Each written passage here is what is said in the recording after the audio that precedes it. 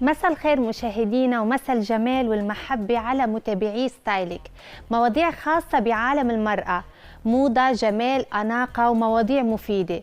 وستايلك محضر لك مجموعة أفكار جديدة. رح نتعرف مع بعض على مواضيعنا ومنرجع لكم.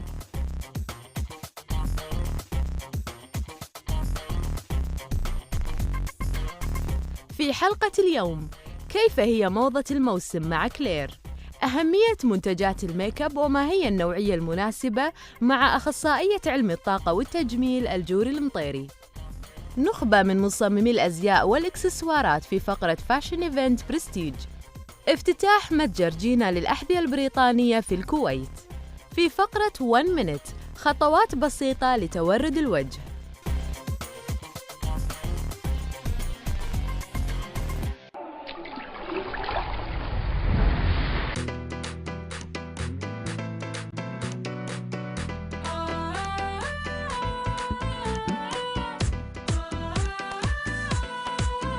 مع هبوب نسمات الربيع وفصل الصيف المقبل، كل سيدة أو ليدي بتهتم بجمالها وأناقتها إنها تستعد لمواكبة آخر صيحات الموضة العالمية لصيف وربيع 2013 من أبسط الأمور وكافة التفاصيل، من أزياء وشعر وميك أب.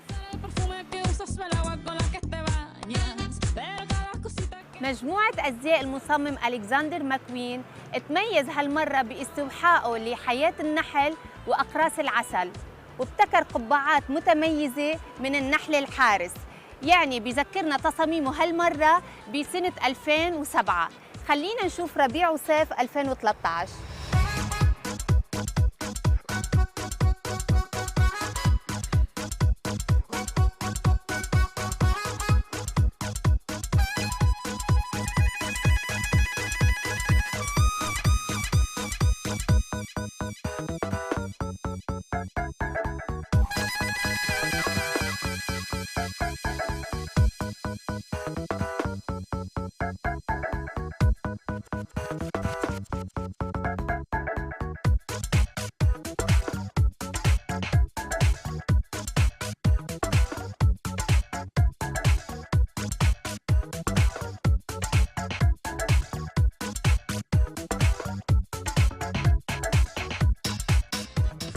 أزياء فالنتينو لربيع وصيف 2013 تميزت واستوحت أيضاً من الطبيعة، وكانت الفكرة من الحدائق الطبيعية والألوان يلي عودنا عليها بكل موسم، الأبيض والأسود والأحمر.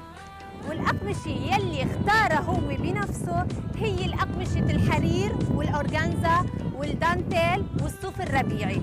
خلينا نشوف مع بعض ربيع وصيف 2013 فاشن شو.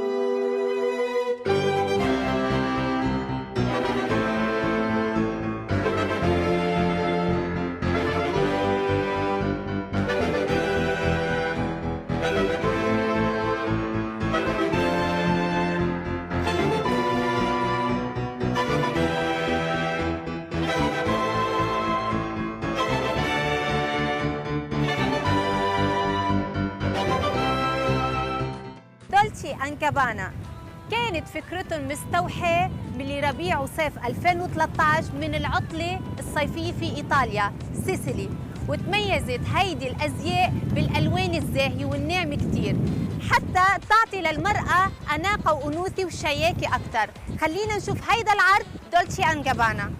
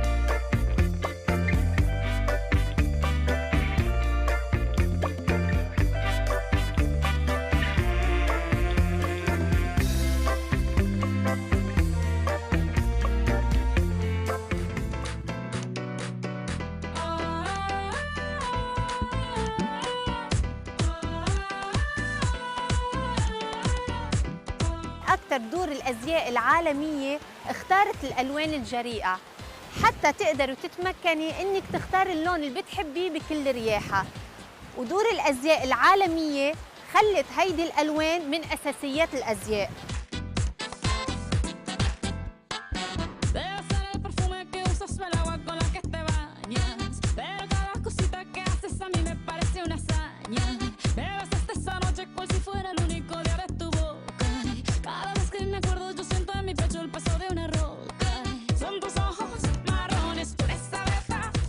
الميك اب انوجد لإبراز ملامح المرأة، وألوان هيدي السنة لربيع وصيف 2013 هي ألوان الشادو على العيون خفيفة وناعمة كتير، بالإضافة لخط اللاينر يلي رح يرافقنا طول هيدي السنة.